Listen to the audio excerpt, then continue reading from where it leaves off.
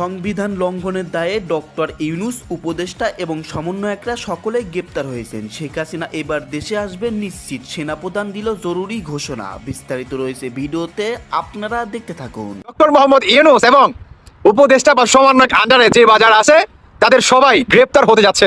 শুধু এটাই না, তাদের ফাঁসি পর্যন্ত হতে পারে। ইউনূস আর থাকছেন না। ইউনূসের বিদায় ইনশাল্লাহ নিশ্চিত। ইউনূস থাকছেন না, শেখ হাসিনা ইনশাল্লাহ বাংলাদেশে আসবেন। আসলে এটাই হলো বাস্তবতা, প্রথম থেকেই বোঝা যাচ্ছে। আসসালামু আলাইকুম রহমতুল্লাহ, সবাই কেমন আছেন? আশা করি সবাই অনেক অনেক ভালো এবং সুস্থ আছেন। সবাইকে স্বাগতম জানাচ্ছি আমাদের আরেকটি নতুন ভিডিওতে। প্রতিদিনের মতো আমি আপনাদের সিরিয়াত ফারুকি। দর্শক, আজকের ভিডিও টাইটেল এবং থাম্বনেল দেখে ইতিমধ্যে বুঝতে পেরেছেন কি বিষয়টা নিয়ে কথা বলবো। ভিডিওর শুরুতে আপনারা বেশ কিছু অংশ বিশেষ দেখেছেন, যেখানে বুঝতে পেরেছেন বর্তমানে দেশের যে চলমান পরিস্থিতি, দেশের যে বর্তমান অবস্থান, সেটা নিয়ে আমরা কিছু অংশ দেখে বুঝতে পেরেছেন আজকের ভিডিওটি কতটুকু গুরুত্বপূর্ণ হতে চলেছে। তাই সবাইকে আমি অনুরোধ করব দেশের বর্তমান পরিস্থিতি জানতে বা দেশের যে বর্তমান অবস্থা কি সেটা সম্পর্কে জানতে অবশ্যই আজকের ভিডিওটি আপনাদের জন্য অনেক অনেক গুরুত্বপূর্ণ। তাই সবাইকে অনুরোধ করব ভিডিওটি সবাই আশা করে ধৈর্য সহকারে শেষ পর্যন্ত দেখবে। দর্শক, আর বেশি কথা বলছি না, আমরা একটা ভিডিও প্রস্তুতির মাধ্যমে একটু বিস্তারিত দেখে আসবো। তার আগে আপনাকে ছোট্ট একটি অনুরোধ জানিয়ে রাখতেছে, যারা আমাদের ফারুকি অনলাইন ইউটিউব চ্যানেলটিতে এখনো নতুন আছেন, প্লিজ দয়া করে আমাদের চ্যানেল সাবস্ক্রাইব করে সাথে থাকবেন। যারা ইতিমধ্যে সাবস্ক্রাইব করেছেন তাদেরকে অসংখ্য ধন্যবাদ। যারা সাবস্ক্রাইব করেনি তাদের উদ্দেশ্যে একটি কথাই বলবো, আমাদের চ্যানেলের সাথে থাকুন, দেখতে থাকুন, দেখতে ভালো লাগবে, ভালোবাসা একদিন হয়ে যাবে ইনশাআল্লাহ। আর বেশি কথা বলছি না, আমরা একটু ভিডিও প্রস্তুতির মাধ্যমে একটু বিস্তারিত। মোহাম্মদ ইউনূস এবং উপদেষ্টা বা সমন্বয়ক আন্ডারে যে বাজার আছে তাদের সবাই গ্রেপ্তার হতে যাচ্ছে। শুধু এটাই না, তাদের ফাঁসি পর্যন্ত হতে পারে। কিভাবে? আসুন এই সমীকরণটা মিলাই বা আপনাদেরকে বলি। সেটি হচ্ছে, ভাই, এটা আমার কথা না, আমেরিকার একটা, মানে ওই যে বললো আওয়ামী লীগের বাংলাদেশে অনেকে বলছে সমন্বয়করা যে ডোনাল্ড ট্রাম্প পাইছে, মানে আপনার আওয়ামী লীগের বাপ আইসা বলছে। আমার মনে হয় ভাই অনেকটা এখন এই সমন্বয়কের বাপ হয়ে দাঁড়াচ্ছে ডোনাল্ড ট্রাম্প। তিনি বিষয়টা আমি কিন্তু একটা ভিডিওতে বলছিলাম যে ইনকোয়ারি করবে। হ্যাঁ, এই ইনকোয়ারিতে উঠে আসছে আপনার বৈষম্য বিরোধী ছাত্র আন্দোলনের অন্যতম একজন সমন্বয়ক, আপনার কি বলে হান্নান মাসুদ, আব্দুল হান্নান মাসুদ। তিনি, তার বক্তব্য হচ্ছে স্পষ্ট যে আমরা যে আন্দোলনটা করছি সেটা ছিল শেখ হাসিনাকে পতন করা। এই আন্দোলনটাকে আমরা বাংলাদেশের সমস্ত স্টুডেন্টদেরকে একত্রে বা এক কাতারে আনার জন্য যে চেষ্টা আমরা দীর্ঘ 15টা বছর ধরে চালিয়ে যাচ্ছিলাম, সেই সফলতা ঘটে এই জুলাই মাস কিংবা এই 5 আগস্টে। কি কারণে? এবং ওই টিভি, আপনার ওই টেলিভিশনে যে আপনারই থাকে উপস্থাপনা, তিনি জিজ্ঞাসা করেন যে আচ্ছা, কোনোভাবে যদি আপনাদের দাবিগুলা শেখ হাসিনা যদি মেনে নিত তাহলে কি করতেন? তার বক্তব্য স্পষ্ট, যদি শেখ হাসিনা যদি আমাদের এই দাবিগুলো মেনে নিত তাহলে আমরা অন্য কোনো প্ল্যান অবশ্যই আমাদের ছিল বা ওইটা আমরা কাজে লাগাতাম। কোনো না কোনো ভাবে শেখ হাসিনাকে কিভাবে উস্কে দেওয়া যায়, বা শেখ হাসিনার আপনার যে বড় বড় যারা নাকি আপনার আর কি হাইব্রিড নেতাকর্মীরা ছিল তাদেরকে কিভাবে উস্কে দেওয়া যায় এবং উস্কে তাদেরকে কিভাবে পদত্যাগ করানো যায় বা বাংলাদেশের প্রতিটি শ্রেণীর মানুষকে এক কাতারে আনা যায়। এই ক্ষেত্রে কিন্তু এই সমন্বয়টা কিন্তু আপনার হয়। কিন্তু এখন এই হান্নান মাসুদ তিনি আসলে নিজেও বুঝতে পারে নাই ভাই, যে টিভি আপনার টেলিভিশনে এই আপনার তার যে ছিল, বক্তব্যটা ছিল, এই বক্তব্যটা রাখার কারণে তার জীবনে বা উপদেষ্টা বা সমন্বয়কদের জীবনে আপনার কাল হয়ে যেতে পারে। সেটা কিভাবে? তিনি কিন্তু স্পষ্ট ভাষায় বলেন যে আমাদের মূল টার্গেট ছিল শেখ হাসিনাকে পতন করা। তাহলে জুলাই মাসে যে গণহত্যা হলো, আবু সাইদ যে মারা গেল, এগুলা ছিল তাদের প্ল্যান। আবু সাইদকে তারা প্ল্যান মোতাবেক একটা তুরুপের তাস হিসাবে মনে করেন ব্যবহার করছে। এবং যখন নাকি আবু সাইদকে গুলি করা হয়, ঠিক তখনই হচ্ছে এই সমন্বয়করা দাবি নিয়ে আসে, দাবি 1 দফা 1 শেখ হাসিনার পদত্যাগ, যেটা হয়ে গেছে এখন। তো এটাই ছিল তাদের মেন উদ্দেশ্য। এখন ডোনাল্ড ট্রাম্প জুলাই মাস এবং এই 5 আগস্টের যে পরিমাণ হত্যাকাণ্ড হয়েছে, এটার পিছনে আওয়ামী লীগের কিংবা মেট্রো রেলটাকে পুরাই দিছে। শুধু এটাই না, বাংলাদেশে বড় বড় আপনার মেল কারখানা বা ফ্যাক্টরিগুলোকে যে আগুন ধরায় পুরাই দিছে, বা এত যে লুস্কান, এত কোটি টাকার যে লুস্কানে বাংলাদেশটা পড়লো, আলটিমেটলি এটার সম্পূর্ণ কিন্তু দায়ভার কিন্তু আমরা আওয়ামী লীগকে করি। এখন আপনার আমেরিকা বা ডোনাল্ড ট্রাম্প তিনি হচ্ছে আপনার এটা বা একটা তদন্ত, একটা পাঠাইতেছে, একটা আপনার স্কোয়াড পাঠাইতেছে আমাদের বাংলাদেশে, যে এই জিনিসগুলোকে তদন্ত করার জন্য, যে এটার পিছনে আসলে মেন আপনার মাথাকে বা সম্পূর্ণ কি সবে আওয়ামী লীগে করছে, এই সমন্বয়টাকে কিছুই করে নাই। আমার মনে হয় ভেসে গেলে। এই কারণেই অনেক দিন আগে, প্রায় 1.5 থেকে 2 মাস আগে, আপনার আসিফ নজরুল উপদেষ্টা আইন হয়েছে আর কি, তো তিনি কিন্তু বলছিল যে আমরা যেগুলো শুরু করছি, আমরা যদি একতাপূর্ণতা এখন পর্যন্ত না হতে পারি, আপনার ছাত্র জনতা আর হচ্ছে সমন্বয়করা, তাহলে আমাদের কিন্তু ফাঁসি পর্যন্ত হতে পারে। এটা কিন্তু আসিফ নজরুল কিন্তু বলছিল, মনে আছে? ঠিক এই ফাঁসির দড়িটা বর্তমান প্রতিটি সমন্বয়ক কিংবা উপদেষ্টাদের গলায় চলতেছে। ডক্টর মোহাম্মদ ইউনূস তিনি আপনার প্রতিবারের মতো একই কথা বলে যে সমন্বয়ক বা আমি যে অন্তর্বর্তীকালে সরকারের দায়িত্বটা পালন করতেছি সেটা হচ্ছে শুধুমাত্র এই বৈষম্য বিরোধী ছাত্র আন্দোলন কিংবা সমন্বয়কদের জন্য। এখন এই সমন্বয়কদের তারা যে মানে ভাই একটা মাস্টার মাইন্ড, একটা প্ল্যান করে তারা যে শেখ হাসিনাকে পতন ঘটাইছে কিংবা এত এত মানুষ খুন হয়েছে, আগুন ধরাইছে, মেট্রো রেল পড়াইছে বা আদার্স অন্য অন্য অনেক কিছু, এগুলোর সব কিছুর পেছনে এত মাস্টার মাইন্ড হচ্ছে এই সমন্বয়কারীরা। এখন আপনার কি মনে হয় আমেরিকা কি এভাবে ছেড়ে দিবে এত সহজে? হ্যাঁ, এখানেই তো খেলাটা জমে গেছে ভাই। আমি একটা কথা বলছিলাম না যে বাঘ আর হচ্ছে একটা কি বলে এই বিড়ালের ঘটনা মনে আছে? হ্যাঁ, বিড়াল কিংবা সাপ তারা আপনার কি বলে মানে মানুষকে আক্রমণ করে গর্ত থেকে বের হওয়ার আগেও 3 থেকে 4 বার মনে কর ফুসফুস করে, যখন দেখে যে চারপাশে কেউ নাই ঠিক তখন মানুষকে বা তার টার্গেটটাকে সুবল দিয়ে বা কামড় দিয়ে আবার পুনরায় গর্তে চলে যায়। এই সমন্বয়কদের অবস্থা হচ্ছে ঠিক একই। দেখেন উইরা আইসা জুইরা পাখি কখনো দীর্ঘস্থায়ী ভাবে বসতে পারে না। যেমন আওয়ামী লীগ আর বিএনপি হচ্ছে বাংলাদেশের কোটি কোটি মানুষের ভালোবাসার মাধ্যমে। শুধু এটাই না, আপনারা এই আওয়ামী লীগকে বাদ দিতে চান। 1971 সালে এই আওয়ামী লীগ ছিল স্বাধীনতার দিক দিয়ে অন্যতম একটা দল, আপনারা এই দলটাকে বাদ দিতে চান। শুধু এটাই না, 1971 সালের রিসেট বাটন জিপ দিয়ে সমস্ত কিছু শেষ করে দিয়ে এই সমন্বয়কারীরা যারা নাকি বর্তমান বাংলাদেশের আপনার হিরো হয়েছে, মানে বিলেন থেকে হিরো হয়েছে মানুষদের চোখে, কিন্তু আস্তে আস্তে তারা যে বিলেন, অরিজিনাল যে তারা বিলেন, এটা মানুষের চোখে কি উন্মুক্ত হইতেছে। আরো হবে। এখন আমেরিকার কথা হচ্ছে সমন্বয়কারীরা ফার্স্টে আন্দোলন করলো কুঠা নাম মেধা, কিন্তু তারা কি চাইলো যে আমরা সরকারি মানে যোগ্যতা অনুযায়ী একটা সরকারি চাকরি মানে কুঠার মাধ্যমে, এই কুঠা নাম মেধা তারা মানে কুঠাটাকে সরিয়ে দেওয়ার জন্য। এখন আমেরিকা আপনার ডোনাল্ড ট্রাম্প আসতে না আসতেই তিনি বললেন বাংলাদেশে আন্দোলন হইলো কুঠা না মেধা। বর্তমান যে এই সমন্বয় কিংবা অন্তর্বর্তীকালের সরকার যে হয়েছে, আমাদের বাংলাদেশের সংবিধানে তো নাই। আমাদের বাংলাদেশের আপনার কি বলে এই সংস্কার কাজ আছে কিংবা আইন আছে, আপনার আগের মতোই আছে, মানে সবকিছু আগের মতোই আছে। তারা তো অবৈধ কিংবা এই সমন্বয়কারীরাই তো অবৈধ। তারা হয়ে চাইছিল আপনার মেধা, কিন্তু তারা বর্তমান হয়ে গেছে বাংলাদেশের সরকার। তাহলে কোন কোঠার মাধ্যমে হইলো? ফাঁসছে কিনা? আরো অনেক কারণ আছে ভাই, যদি বলি 1 ঘন্টা পার হয়ে যাবে। আমি আর 1 মিনিট কথা বলে রেখে দিব। সেটি হচ্ছে এই সমন্বয়কারীরা এরা বর্তমান যে সরকারের আন্ডারে বসছে কিংবা ডক্টর মোহাম্মদ ইউনূস বসছে বা যারা বসছে, সবাইকে একত্রে বিচারের কাঠগড়ায় দাঁড়াতে হবে অতি শীঘ্রই ইন্টারন্যাশনাল মাধ্যমে।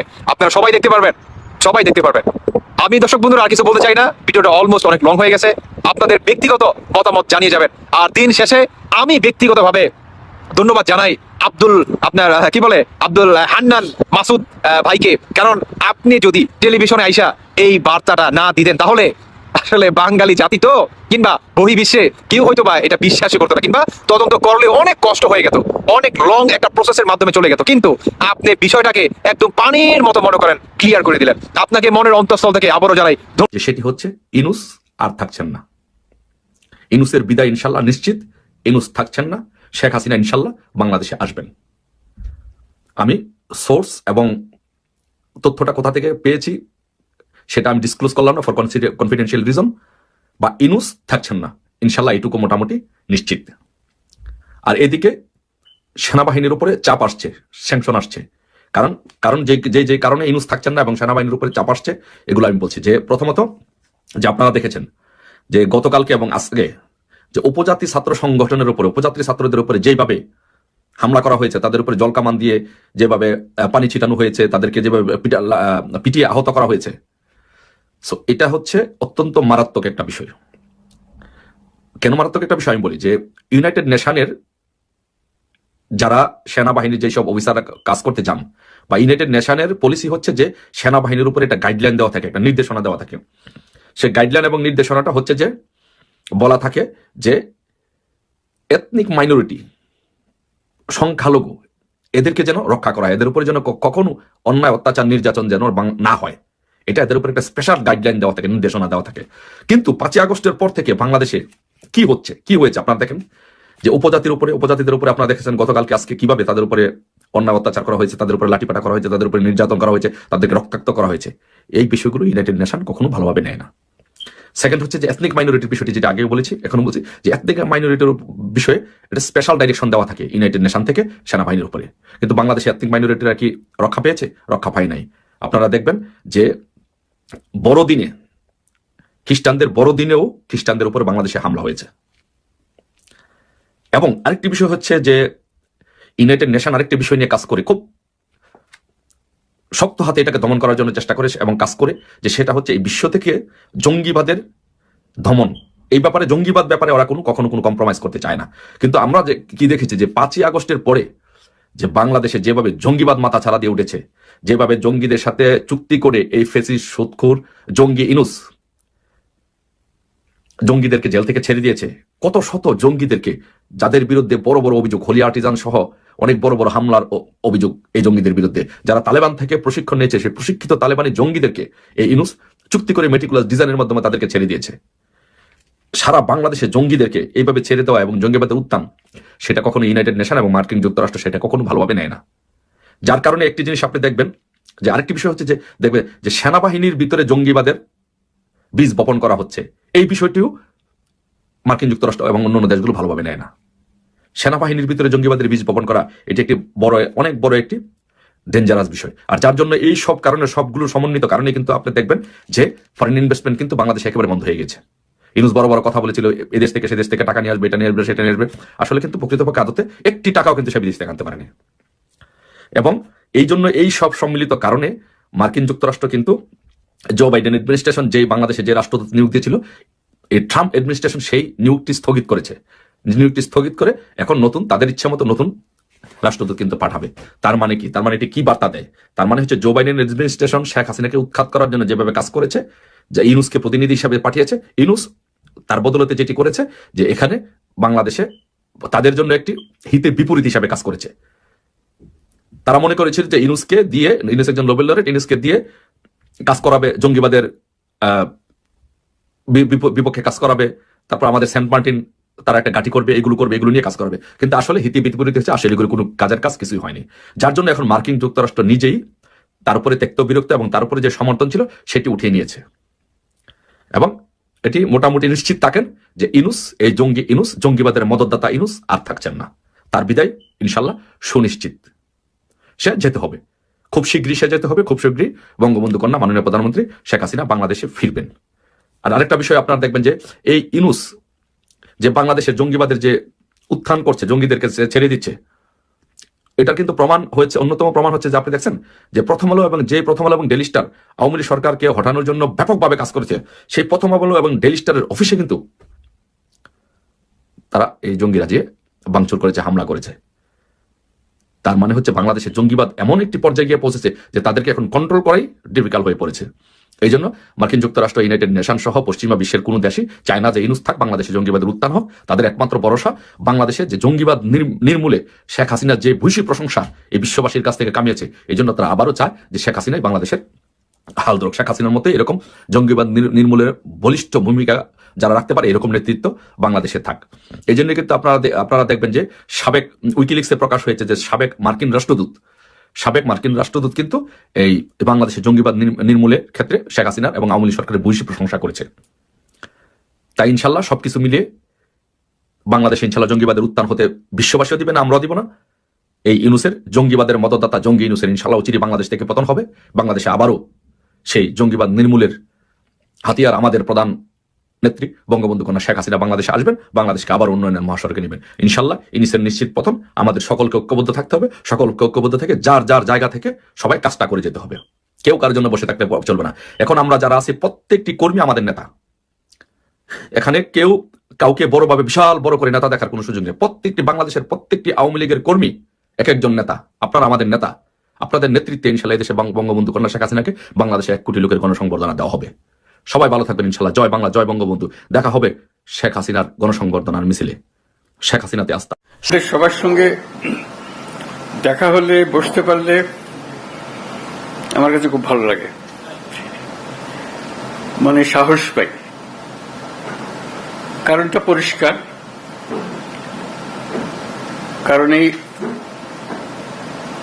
সরকারের জন্ম হয়েছে ঐক্যের মাঝখানে, ঐক্যর দ্বারা এটা সৃষ্টি। যখন আমরা নিজেরা নিজেরা কাজ করি, ওটা হঠাৎ দেখি একা পড়ে গেছে, আশেপাশে কেউ নাই আপনারা, তখন একটু দুর্বল মনে করি। যখন আবার সবাই একসঙ্গে হন আপনারা, আবার মনের মধ্যে সাহস আছে যে আমরা একতাবদ্ধভাবে আছি। একতাতেই আমাদের জন্ম, একতাতেই আমাদের শক্তি। যে লক্ষ্য নিয়ে, যে উদ্দেশ্য নিয়ে এই সরকার প্রতিষ্ঠিত হয়েছে, সেই সরকার রিজুবিনেটেড হয়, সবার সঙ্গে দেখলে প্রাণ সঞ্চার হয়। মাঝখানে একদিন ছাত্র এসে বলল যে তারা একটা ঘোষণা দেবে, প্রোক্লামেশন করবে, আমাকেও সেখানে থাকতে হবে। আমি বুঝতে চাইলাম কি প্রোক্লামেশন দিচ্ছে, বলল। আমি বললাম যে এটা হবে না, এটা হবে না, আমার যাওয়াটাও হবে না, তোমাদেরও করা ঠিক হবে না। কারণ তোমরা যদি 5ই জুলাইতে ফিরে যেতে চাও, সেই দিনের পরিপ্রেক্ষিতে যা হয়েছিল সেটাকে রিক্রিয়েট করতে হবে, একা এটা করা যাবে না। ওই দিনের পুরো অনুভূতিটাই ছিল একতার অনুভূতি। কেউ বলে নাই যে তুমি অমুক, তুমি অমুক। এই যে তোমরা যদি করতে চাও, সবাইকে নিয়ে করতে হবে, এটা পরিষ্কার। এটা না করলে এটা ঠিক হবে না। যে একতা দিয়ে তোমরা 5ই জুলাই সৃষ্টি করেছিলে, সেটার অবমাননা হবে। তারা খুব খুশি হয় না আমার কথায়,